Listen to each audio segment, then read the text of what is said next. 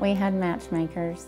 I was actually training for a marathon and working with a trainer at a gym in Oklahoma City. He also worked out at that gym. And I thought she was really cute, but the times that I saw her seemed to coincide with breaks from college.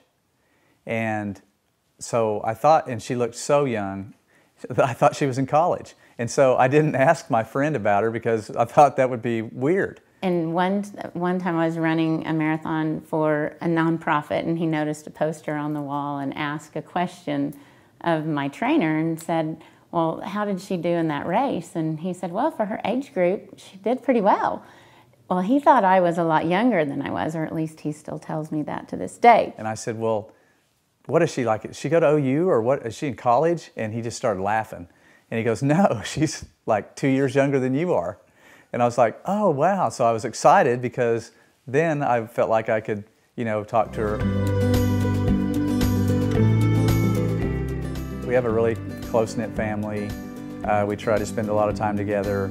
Our kids are really active. They play a lot of sports, and we always go to their games, and we try to eat dinner as much as we possibly can together. It was a great Saturday. We all had our things we were excited about. My daughter Lily and I had the perfect day. We were going to the early 11 o'clock Wicked performance at the Civic Center. And then, like all mothers and daughters, we were going to the football game in Norman. We had our dresses and we had our football gear. So I thought, well, wait, let's check in with Dad and Bub between the theater and the football game. Just, hey, because we always talk and going in different directions. We wanted to connect. So I called, and he said, I don't feel very good. I have a really bad headache. And he'd kind of been seeing like these little things, like seeing things. His vision was starting to be really affected.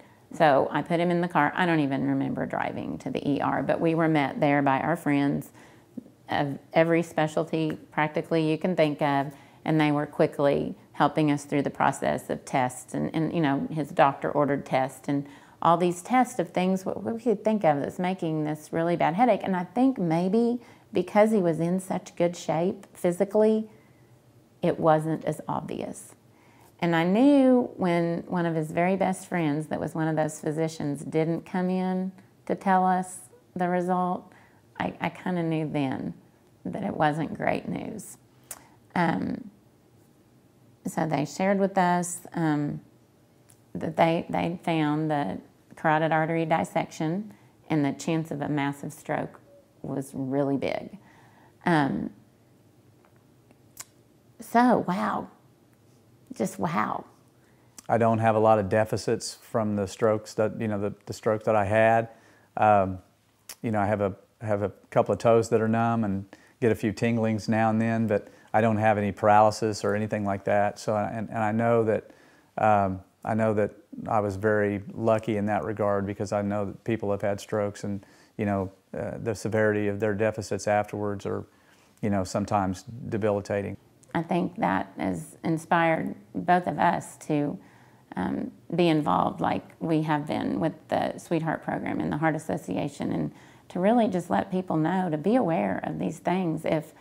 I really think if I had not been at the Sweetheart event that Sunday, right after it happened, and listened to Terry Bailey talk to us about how to recognize a stroke, I'm not sure I would have been as adamant.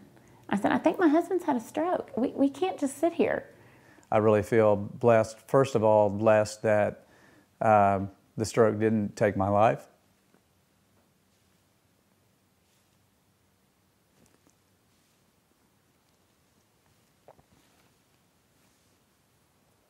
I still get to do, you know, what I love to do. And